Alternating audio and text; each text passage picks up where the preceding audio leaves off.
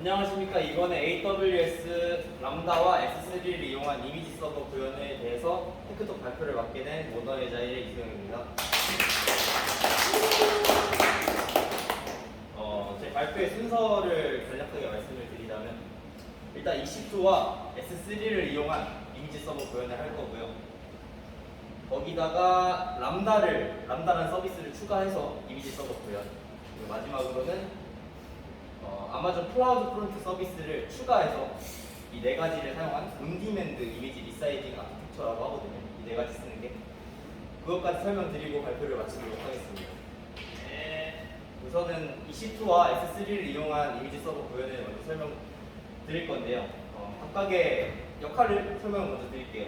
EC2는 아마존 엘라스틱 컴퓨트 클라우드는 아마존 웹 서비스 클라우드에서 확장 가능한 컴퓨팅 용량을 제공한다고 해요. 너무 이건 그냥 정의거든요. AWS에서 이렇게 정의를 해요, EC2를. 되게 용어가 어렵잖아요. 쉽게 말하면 그냥 컴퓨터, AWS 빌려주는 컴퓨터다 라고 생각하시면 되고요. EC2 안에 저희 웹 서비스를 넣어서 구동을 시킬 수 있어요. 이게 왜 필요하냐면, 어찌됐든 저희 서비스를 배포를 하게 하려면 저희 서비스가 켜져 있는 컴퓨터가 한 대는 필요하거든요. 그 컴퓨터는 상시로 켜져 있어야 돼요. 그래야지 24시간 저희 서비스를 고객들이 이용할 수 있으니까요. 그래서 그 24시간 켜져 있는 컴퓨터를 빌리는 거다라고 생각을 해주시면 되고요. 그 컴퓨터 역할을 해주는 게 EC2라고 합니다. 다음은 S3인데요. 어디서나 원하는 양의 데이터를 검색할 수 있도록 구축된 객체 스토리지라고 합니다. 또 어렵죠, 말이? 쉽게 말하면 사진이나 파일 등을 용량에 관계없이 저장할 수 있는 저장소라고 하고요. 저희는 S3에 저희 서비스에 필요한 파일들을 저장할 것입니다. 사진 저장소가 되겠죠. S3는 버킷이라는 저장 공간을 하나 만들어서 그 안에 폴더들을 만들어요. 그 폴더 안에 각각의 폴더에 해당하는 파일들을 집어넣을 수가 있거든요. 저희 서비스 같은 경우에는 모의 이미지라는 버킷을 만들고 그 안에 프로필, 모드, 스펙이라는 폴더를 만들었어요. 그리고 그 프로필에 해당하는 사진들을 프로필 폴더 안에 넣어주었고, 게시물에 해당하는 사진들을 게시물 폴더 안에 넣어주었고, 스펙에 해당하는 사진들을 스펙 폴더에 넣어주었죠. 이런 식으로 S3는 구성되어 있고, 그래서 S3와 EC2를 사용해서 이미지를 어떻게 저장하고 불러오느냐를 설명을 드릴 건데, 일단 클라이언트가 이미지 생성 요청을 할 거예요, 처음에. 어쨌든 S3 안에 이미지가 저장이 돼야 되니까요. EC2에게 이미지를 보내요. EC2는 S3로 그대로 이미지를 보내서 저장을 하게 하죠. 그리고 이미지 조회 요청을 해요. 이거는 EC2 안 거치고 클라이언트 간에서 바로 S3로 접속해서 이미지 가져올 수 있거든요. 이런 식으로 이미지의 생성과 조회가 이루어진다라고 생각해 주시면 될 것 같고요. 이렇게 간단하면 얼마나 좋아요? 이렇게 간단하면 얼마나 좋아요? 맞아요. 근데 저희 서비스만 보더라도 하나의 페이지에서 다른 크기, 동일한 이미지인데 다른 크기의 이미지들을 보여줘야 될 때가 있단 말이에요. 이거를 하기 위해서는 이 각각의 크기에 맞는 사진들을 따로따로 저장을 해야 돼요. 그렇기 때문에 이미지 리사이징이라는 과정이 필요하고요. 그냥 리사이징이라는 과정이 필요합니다. 그래서 이미지 생성이 일어났을 때 EC2로 이미지가 오게 되고, 저희가 노드에서 이미지 리사이징을 할 수 있는 라이브러리가 있어요. 샤프라는 라이브러리. 이 라이브러리를 이용했고요. 이 라이브러리를 이용해서 이 원본 이미지가 들어오게 되면은 이렇게 크게 또는 작게 리사이징을 할 수 있고, 이 리사이징이 왜 좋냐라고 하면은 그냥 이 원본 이미지만 가지고 이 이미지의 가로 세로를 늘어뜨릴 수도 있어요. 프론트가 있다고 들었어요. 있는데 그렇게 하게 되면은 이 원본 이미지와 만약에 이 작은 사이즈의 이미지 있잖아요. 그건 원본 이미지와 그 컴퓨터 하드웨어적으로 데이터 메모리 공간에 차지하는 용량 자체가 이 이미지와 이 작은 이미지가 똑같게 되거든요. 왜냐하면 원본 이미지를 늘어뜨리고 줄여뜨리기 때문에 똑같게 되는데, 이미지 리사이징 과정을 하면은 이게 원본 이미지가 바로 폭이 500이고 리사이징된 이미지가 200이거든요. 각각의 이 원본 사진과 리사이징된 이미지를 자세히 보게 되면은 크기 자체가 아까 500이랑 200이었는데 그만큼 줄어들게 됐죠. 500에서 200으로 줄 만큼. 그래서 데이터 그 저장 공간에 저장이 될 때 그만큼 작은 크기의 용량으로 저장될 수 있다라는 이점이 있습니다. 그래서 저희가 이미지 리사이징을 하게 되는 이유이기도 하고요. 그래서 이미지 리사이징 할 건데 시트에 이미지가 들어왔잖아요.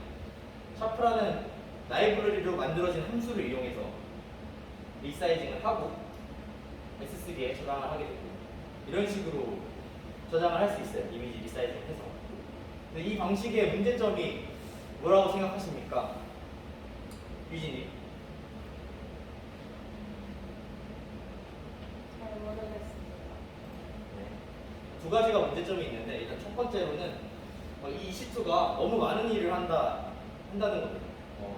이미지 리사이징이라는 과정 자체가 이 컴퓨터에 많은 부담이 안 그래도 요청이 되게 처리할 게 많은데 이 리사이징까지 여기서 처리를 해버리면은 너무 부담이 많이 되거든요. 그래서 저희 클라이언트로부터 들어온 요청에 대한 응답이 느려지게 될 수도 있어요. 그래서 이 이미지 리사이징에 관련된 로직들을 람다라는 서비스로 옮겨버릴 수가 있어요. 이 람다를 먼저 설명을 드리면 함수 단위 코드를 저장하여 필요시에만 함수를 실행해주는 서비스다 라고 정의가 되어 있는데요. 그래서 키워드가 뭐라 생각하세요, 선생님? 필요시에만 함수를 실행한다. 그죠? 함수 단위의 코드를 필요시에만 실행해준다. 아까 그 이미지 리사이징에 관련된 코드들을 여기에 집어넣으면 딱이겠죠. 그래서 람다를 이용해서 그 샤프 이미지 리사이징에 관련된 코드들을 람다 안에 집어넣을 수가 있게 되는 것입니다. 그래서 저희는 S3와 EC2와 람다를 이용해서 이미지 서버를 구현을 해볼 건데요. 그 과정들은 아까 생성과 조회 과정을 한 번 더 보겠습니다. EC2에 이미지가 들어가게 되고 S3에 이미지가 들어가게 됩니다. 근데 리사이징 언제 이루어지냐? 라고 했을 때 이 람다가 S3의 원본 이미지가 저장이 되게 되면은 그걸 감지해요. 그래서 원본 이미지 들어왔네. 나 이미지 리사이징 해야겠다. 돼서 원본 이미지 복제한 다음에 리사이징 과정을 거친 이후 람다에서 S3에 저장을 하게 됩니다. 이렇게 해서 람다를 이용한 이미지 리사이징이었고요. 이거에도 문제점이 좀 있어요. 과정을 한번 더 볼게요. EC2에서 S3로 원본을 저장이 되고 원본이 저장이 되었을 때 람다가 원본이 저장됐네? 이미지 리사이징 과정을 거쳐야겠다. 그래서 리사이징된 이미지 생성을 하잖아요. 여기 문제점이 좀 보이실 수도 있는데 문제점이 뭐라고 생각하시나요, 김철님?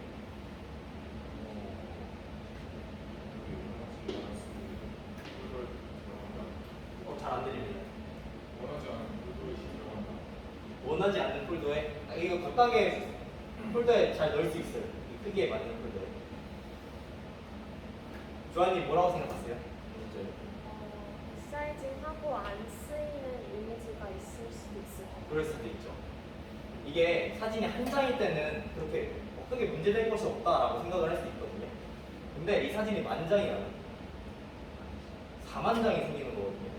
근데 S3라는 서비스가 저희가 이용한 만큼 돈을 지불하는 서비스예요. 그렇기 때문에 저희가 원본 사진 한 장만 저장을 하고 이 리사이징이라는 과정을 리사이징이 필요할 때만 따로 불러서 하게 된다면 원본 사진만 저장해도 되거든요. 그렇기 때문에 이 비용적인 측면에서 이 리사이징된 이미지를 S3에 저장한다는 것은 너무 저희 서비스를 운영하는 입장에서 너무 부담이 된다 이거죠. 그래서 CDN 서비스와 람다 엣지를 사용해야 하는 거죠.